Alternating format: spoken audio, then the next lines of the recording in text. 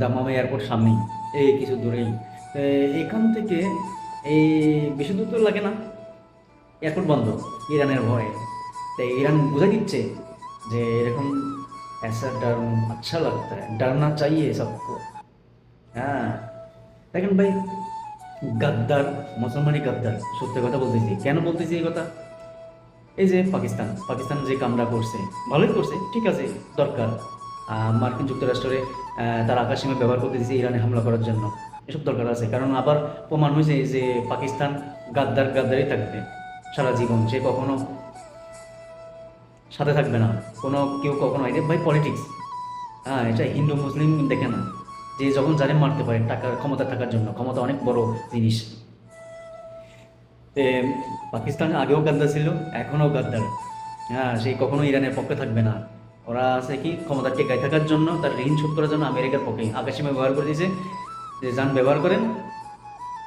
ইরানকে মারছে, এখন ইরান কি করবে? সবাই তো মনে করেন ইরানের বিপক্ষে। সৌদি আরবে নিন্দা জানাইছে যে না, কাতারে যে মার্কিন ঘাঁটিতে হামলা করেছে সেটা উচিত হয় নাই। এই আর কি। যতক্ষণ এখানে ফিলিস্তিনকে মারছে তখন কোনো সমস্যা নেই, কোনো মুসলিম কান্ট্রি কেউ কিছু বলে না।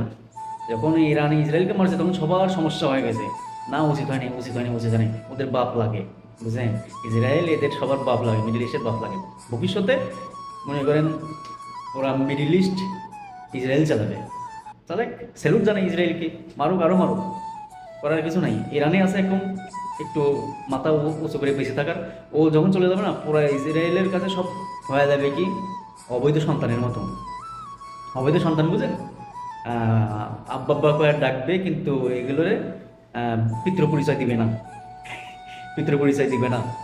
এই যত মিডিল ইস্ট আছে সবাইকে একদম তুলোধুনো করে ফেলবে। এগুলো করা দরকার, কারণ এক না হইলে কখনো বাঁচতে পারবে না। এরা মনে করছে যে পরের মারুক, লেবানন শেষ, সিরিয়া শেষ, ইরাক শেষ, মনে করেন ইরানও যাবে, আর বাকি থাকবে কি? এই যেগুলো আছে ওমান, বাহরাইন, কাতার, কুয়েত, দুবাই, সৌদি, এগুলো ফু মারলে চলে যাবে, ভয় হাগি দিবে।